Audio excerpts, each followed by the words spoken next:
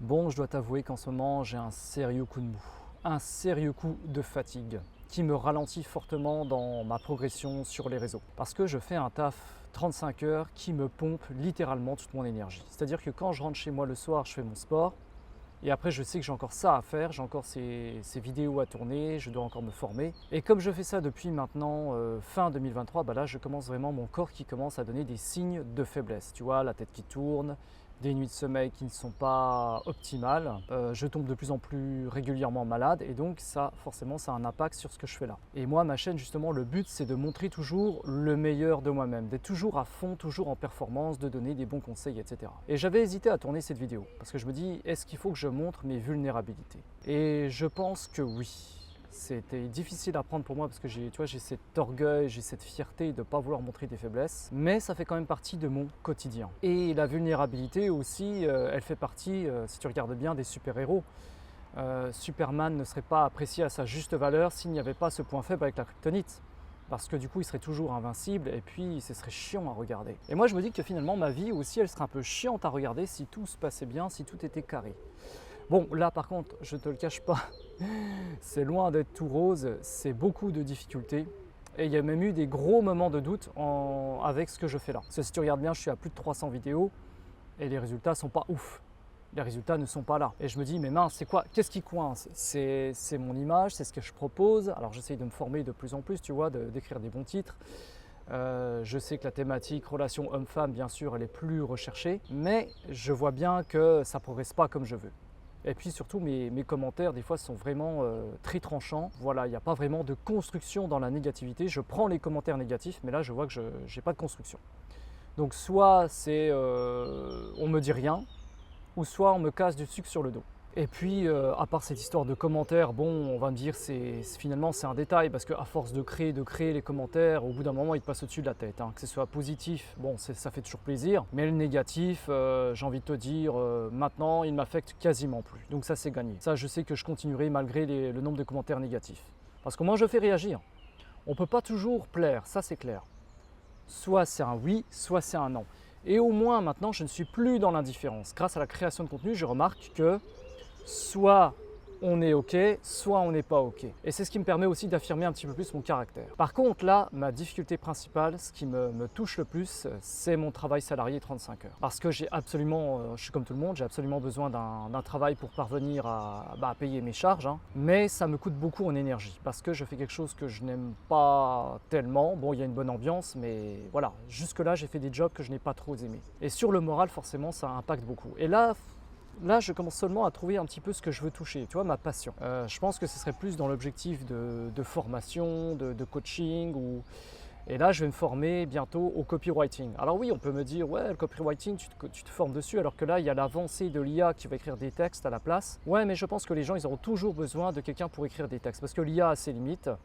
Et puis, on va détecter assez facilement que les gens utilisent l'IA, parce que même si l'IA se performe de plus en plus, il y aura quand même cette distance avec l'aspect humain, avec l'aspect émotionnel. Et l'émotionnel, de nos jours, on sait très bien qu'il prime sur le rationnel, sur l'argumentaire. Ça ne veut pas dire qu'il faut mettre l'argumentaire de côté, mais voilà, il faut savoir bien jouer des émotions. Et donc j'ai ma formation qui commence semaine prochaine. Ça va durer 3 mois. Et justement, ce copywriting, j'espère, au bout d'un moment, va me rapporter quelques revenus justement pour pouvoir me dégager du temps sur mon travail salarié 35 heures. Parce que là, je suis en train de réfléchir à des solutions. Je dis, ok, et si je me mets à mi-temps, combien je vais gagner? Parce que moi, il faut que je dégage un temps maximum et surtout une énergie maximale pour proposer le meilleur contenu possible et pour que j'atteigne mon plein potentiel. Et c'est ça que je ne comprends pas des fois, c'est que y a des gens, ils pensent que leur travail, finalement, ce n'est pas une prison. Et moi, je le considère comme une prison. Je ressens un décalage avec les autres. Mais pour moi, quand tu es assis 8 heures par jour derrière un PC à faire des choses que tu n'aimes pas, c'est vraiment semblable à une prison. Et d'ailleurs, travail, ça vient du latin tripalium, c'est-à-dire 3 doigts. Et ça a la symbolique de la fourche à l'époque. Et la fourche, ça veut bien dire ce que ça veut dire. On t'enfourche pour que tu y ailles. Et je sais qu'il y a beaucoup de gens autour de moi qui ont l'air de vivre leur vie un petit peu de façon détachée, tu vois. Comme si tout ce qui se passait actuellement ne les affectait pas tant que ça. C'est-à-dire que les week-ends ils sortent, ils voient des copains, des copines, etc. Et puis moi, à la limite, je ne vais pas dire qu'on me reproche, mais on me dit bah, vas-y, sors, profite de la vie et tout. Mais profiter de la vie de quoi? Quand je fais mes comptes à la fin du mois, s'il me reste 100 balles, c'est le bout du monde. Et je suis désolé, mais on ne vit pas d'amour et d'eau fraîche. Est-ce que tu as vu maintenant le coût de la vie? Est-ce que tu as vu les difficultés qu'on a maintenant pour vivre une vie normale? On vit maintenant dans un monde où un travail ne suffit plus. Un travail salarié 35 heures, ça ne suffit plus. Une personne seule, en dessous de 2000 net, elle ne fait pas grand-chose. Et même 2000, 2000, t'enlèves déjà quasi 1200 euros de prélèvement, plus ta bouffe. À la il te reste quoi? 300 euros. 300 euros.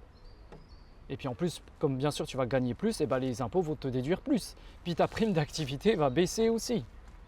Tu vois bien qu'il y a un souci. Alors c'est pour ça, moi, quand on me dit profite plus, mais ils ne se rendent pas compte, les gens, que le temps il passe ultra vite et qu'on va certainement avoir une retraite qu'on ne verra jamais.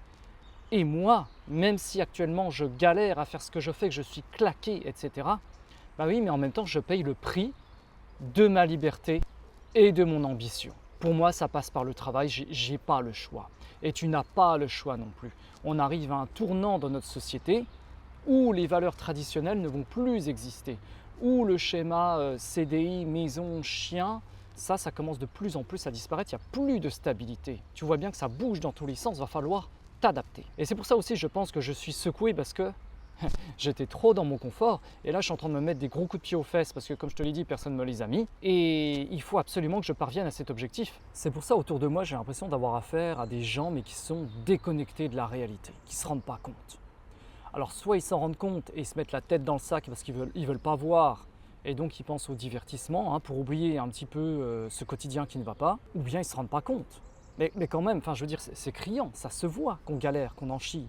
Et à la limite, des fois, je me dis, mais est-ce que je ne ferais pas mieux d'être comme eux, d'être endormi, de profiter de la vie parce que je suis peut-être finalement trop réveillé. Je suis trop au courant des choses. Et je pense finalement que les personnes qui sont très au courant des choses, qui sont plus réveillées que la moyenne ou très intelligentes, eh bien, elles payent le prix de ce réveil. Parce que les gens qui sont déconnectés, j'ai envie de dire, bah oui, ils voient les choses sous le bon angle. Et puis, bon, après, il adviendra ce qu'il adviendra de leur avenir. Mais elles sont très dans le moment présent. Et les personnes intelligentes, réveillées, eh bien, elles pensent à après, elles pensent à l'après, elles pensent à, ok, moi, il faut que je fasse quelque chose de ma vie, il faut que ça aille dans mon sens, il faut que je produise quelque chose, il faut que j'ai une valeur. Et la plupart se contentent de faire leur taf 35 heures, ils rentrent chez eux, et puis basta, quoi. Alors c'est pour ça, il y a un ami aussi qui m'a dit, bah, ton taf 35 heures, tu t'en fous, tu prends du recul, tu prends ta paye et tu rentres chez toi. Mais moi, je ne le vois pas comme ça. Bien sûr, je suis détaché par rapport à ce que je fais. Si je fais des boulettes et tout, c'est pas le problème. Je sais que c'est pas ma vie le travail. Mais si par contre, mon travail me coûte ma vie, parce que je suis assis tous les jours derrière un écran d'ordinateur à faire quelque chose que je n'ai pas envie. Et on me vole mon temps et on me vole mon énergie. Et pour moi, c'est comme si on me volait ma vie. Et moi, je veux récupérer ma vie. Et pour récupérer ma vie, j'ai bien conscience qu'il faut que je taffe plus. Alors c'est ça le vrai dilemme, c'est qu'il faut produire plus, tout en ménageant sa monture en prenant aussi du repos. C'est pas conflictuel tout ça. Elle n'est pas évidente la vie. Et tu vois, des fois j'ai des moments de doute. Je me dis, ok, je vais me laisser couler, vas-y, laisse tomber la création de contenu. De toute façon, c'est pas pour moi, j'ai des faibles résultats, etc. Mais récemment, je me suis baladé en centre-ville, tu vois. Et puis, je m'arrête à un feu rouge. Et là, il y a un jeune qui était assis sur le siège passager. Il me regarde, il fait « Ouais, entrepreneur et tout ». Et moi, sur le coup, j'avais pas tilté, parce que j'étais claqué le soir-là, je savais même pas qu'il avait dit mon nom, en fait, tellement j'étais fatigué. Mais je me suis rendu compte, bah, tiens, on commence à me reconnaître un petit peu. Ce que je produis, même si j'ai pas beaucoup d'abonnés, je commence à avoir une petite notoriété à mon échelle. Parce que ça m'est arrivé aussi, lors d'une pause à mon travail, le midi, j'aime bien faire des petites marches, tu vois, pour sortir un petit peu du quotidien du bureau. Et là, je voyais un groupe de jeunes devant, près d'un CFA, un truc comme ça. Et ils m'ont demandé de faire des selfies avec eux.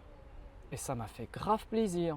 Et c'est souvent, j'ai remarqué dans mes gros moments de down, de doute, qu'il y a un petit truc qui arrive et qui me dit « tu dois pas lâcher ». Tu vois, moi je crois au signe un petit peu du destin, je sais pas toi, mais qu'on a tous un petit peu quelque chose à travailler ici-bas et que si on a envie d'arrêter de se dérouter, et que si c'est vraiment notre destinée, il y a quelque chose qui va nous rappeler notre chemin. Tu vois, même si c'est un petit truc positif qui n'est pas de grande valeur, bah en fait si là pour moi c'était de grande valeur cette fois-ci. Parce que je me dis que j'impacte des gens. il y a des gens qui m'écoutent, qui me regardent et à qui ça fait du bien. Et je sais que je dois aller plus loin. Je n'ai pas encore les résultats. Je trouverai, j'étudierai, j'éplucherai les bouquins, je regarderai des vidéos, quitte à prendre des cours de théâtre, voilà. Alors oui, là, ça va être plus compliqué pour moi parce qu'avec le copywriting, ça va prendre beaucoup de temps sur mes journées. Et puis moi, je suis très sportif, tu le sais bien. Donc peut-être va falloir que je réduise aussi le sport d'un côté. Ça va pas être facile, mais voilà, va falloir que je mette aussi des priorités. C'est à moi de le trouver, ça. Hein. Ah oui, et puis aussi, ce qu'on me dit beaucoup, c'est bah vas-y, trouve-toi une copine, tu vas voir, ça va te changer les idées. Ouais, trouve-toi une copine, ok. Avec 100 € en poche, qui me reste à la fin du mois. La copine, elle est bien gentille, mais si toi, tu n'as rien à lui proposer niveau sortie, niveau finance, tu crois qu'elle va rester juste pour tes beaux yeux? Ta vie dans le monde dans lequel on vit, elle va te demander des sorties, c'est normal. Elle va vouloir aller au restaurant, partir en vacances, machin. Mais avec un seul taf, tu peux pas. C'est pour ça, on est dans une situation de blocage. Et moi, je ne comprends pas, surtout dans mes lives, des fois quand on me demande, quand la personne elle a sa situation qu'il faut, oui, on peut commencer vraiment à s'attaquer aux problèmes relationnels, sentimentaux, c'est important dans la vie. Mais quand on n'est pas en place pour moi, moi je ne le vois pas comme ça, je suis désolé. Hein. S'il n'y a pas les finances, s'il n'y a pas l'énergie, si tu ne fais pas ce que tu es censé faire ici, tes relations elles sont comme ça. Alors oui, tu peux rencontrer quelqu'un par chance, même si tu n'es pas en place, qui va rentrer dans ton programme, qui va t'apporter de l'épanouissement, un plus, qui va te faire du bien. Je ne dis pas qu'il faut fermer la porte à tout prix aux relations, bien au contraire. Mais s'attaquer en priorité aux relations quand toi-même tu n'es pas bien dans ta vie, quand tu n'es pas à la place que tu dois être, mais c'est encore pire, c'est encore plus dangereux parce que t'imagines, là, admettons, je fais mon taf 35 heures, déjà ça va pas. Je rentre chez moi, j'ai encore mon taf à faire sur la création de contenu et mon sport. Et là, il y a une nana qui te gueule dessus. Ouais, machin, t'as pas fait la vaisselle, t'as pas fait de la bouffe, machin. J'attends là, je poireaute depuis 1 heure, qu'est-ce que tu fous? Boum! Ah là, ça t'éclate tout, ça te casse tout. Je caricature un petit peu, mais il y a beaucoup de femmes comme ça, pas en majorité, mais il y en a beaucoup, qui empoisonnent la vie des hommes. Et il y a des hommes qui restent avec parce qu'ils ont peur de s'en séparer, parce qu'ils se disent, bah ouais, moi physiquement je suis pas ouf, hein, ils n'ont pas confiance en eux, financièrement je suis pas ouf, j'ai bien de la chance déjà d'avoir quelqu'un. Tu te rends compte? Il y en a qui se disent, j'ai de la chance d'avoir quelqu'un, même si l'autre lui bouffe à la tête, à la gorge, il va rester avec.